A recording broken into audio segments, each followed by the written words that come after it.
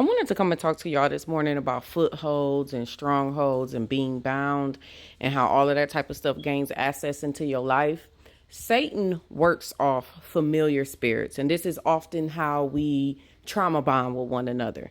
You know what I mean? And when you trauma bond, you bond either based off of pain, or you can bond based off of sin. You can bond based off of sin too. And one of the things that is being dealt with right now by God is a monitoring spirit. And monitoring spirits and familiar spirits kind of go hand in hand.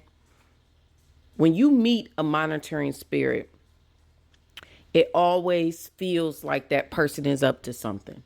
It always feels like that person is kind of peering into your life. And I recently met somebody like that. And I immediately knew to cut the tie. You know what I mean? I immediately knew that I could not move forward with this person, unfortunately. And I'm very stern on that now. But before I got saved, I was not. I knew that certain people had that trait. You kind of feel like when you're talking to them, like they're documenting everything you're saying. And this is the thing about allowing that to continue. You know what I mean? When you allow it to continue, although that could not have been your intentions, but demonic spirits, unclean spirits, what they are very good at is gaining access. And how they gain access is by familiar spirits. And when you have a monitoring spirit enter your life and you don't cut it off at the head, you don't rebuke it at the head. And by the way of doing that, knowing that this spirit that has now approached you, this principality is unclean. It isn't holiness. It isn't righteousness. You can see it because we fight not against flesh and blood, but what?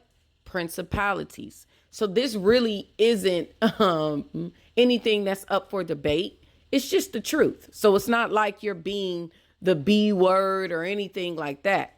But when you have a monitoring spirit come into your life and you get that feeling, have you ever had that feeling like, there's just something about them? But we've been conditioned to give people the benefit of the doubt. So you give them the benefit of the doubt. Walk down this path with me. You give them the benefit of the doubt because you've been conditioned to believe that makes you a good person. That is what makes you a good person, is to not write people off and to not believe what everyone else says about them, to give them a chance. You know what I mean? A lot of people have been conditioned to believe that. And a lot of times some of the stuff you hear about people may or may not be true. But once again, when a monitoring spirit enters your life and you make the decision, even though you feel something, to give them the benefit of the doubt, depending upon how long that person stays in your life, they become a familiar spirit. And familiar spirits go from, when a monitoring spirit shows up, it's the enemy trying to gain access. So right then and there, that's your job as a saint to cut it, to not even go further, to recognize what it is, to recognize it's the characteristics of the enemy that has now showed up, even though they have not materialized just yet, meaning the words haven't come out of their mouths, the actions hasn't materialized in the physical and in the natural. But there's a feeling, you know what I mean? And that's because when the light comes up against the darkness, we know who we are spiritually. Trust me, we know who we are. Okay. And a lot of people that are in the darkness, when they come up against you, you're the light, and they're so far gone spiritually, they will identify you as the problem. That's when you get people attacking you and you haven't done anything to them. It isn't the person. It's the principality inside of them. That's what it is. So we go from trying to gain access to becoming a foothold, because when you allow the access, you have now given that monitoring spirit a foothold. So now they have a foothold in your life and they're becoming familiar to you. You talk to them all the time. You kick it with them all the time. So now that foothold is kind of turning into a stronghold, because even though you still have those same feelings before, and now at this point, some things have begun to materialize. Some things have come into natural. You know, they have started to sneak dish you. And then when you ask them about it, they have started to say, oh, no, that's not what it was. Like, no, let me explain to you. So now you're being gaslit. But because this is now went from a monitoring spirit, which you gave access to, which turned into a foothold, now it's a stronghold. Now you kind of feel bound, because it's like, how do I get this person out of my life? But see, by that point, that demonic principality has tethered to you. And now, because that principality has tethered to you, you are now distributing some of the same characteristics of the enemy. Because even though when you break yourself from this person in the natural, because you have now realized that what you felt initially, you allowed the enemy onto your territory. So now that you have gotten rid of the enemy in the natural, now you got to do it spiritually. And since you let it go all the way from trying to gain access to becoming bound, now the only way to get rid of that is forgiveness. A lot of people think that, you know, God is just up there wanting you to be a weakling, lay on your back and forgive everybody. No, forgiveness and love covers a multitude. A multitude. Praise be to God. Sins covers a multitude of sins. And if you are a person that's not very good in the forgiveness department, you need to learn how to cut off access.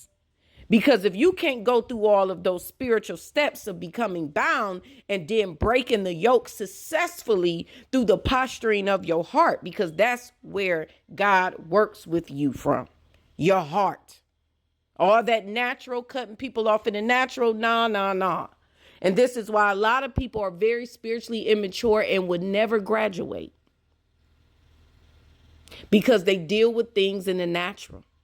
Instead, they become what they don't like, because they don't have it in them spiritually to forgive and love for real. I'm talking about for real. They aren't even going to do the work. They're going to become what came into their life. What does the enemy show up as? To seek, to kill, and destroy. And now he is successful, because now he has turned you into a monitoring spirit. Because now you're monitoring that person and you're waiting to see justice. You're waiting. So now you have essentially become what came to destroy you. And this is why God is dealing with monitoring spirits right now. Because monitoring spirits and familiar spirits, when you see the characteristics of the enemy, you're supposed to stop it at the gate. Because when you become indulged, this is what the enemy wants you to do. When you are the light, he wants the lines to be blurred on God's children. He does not want the lost to be able to identify who's holy, who's righteous, and who ain't. So he wants you to jump in the bed with him so that the lines are blurred, so that he can say, well, she was over here with me. Isn't that what men do? Isn't that what women do? Isn't that what people do to you when you get in the bed with the enemy? People say, well, what was you cool with them for so long for? Okay, you must have been just like them if you was cool with them for so long. That's what the enemy wants. He wants the lines blurred. He wants you to start exhibiting the same characteristics that he is: a liar, a deceiver, a manipulator, someone quick to anger. And see, this is why I do not play games anymore. It is nothing that can pull me off the porch and out of my relationship with Jesus Christ. I ignore everything and I pray about everything. There is no more response. I no longer enjoy entertaining demons. And I think that's one thing people got to come to grips with. When you allow yourself to become tethered, you are enjoying this. And I've graduated from that. I've healed from that. And I pray that you are edified with this. God bless you.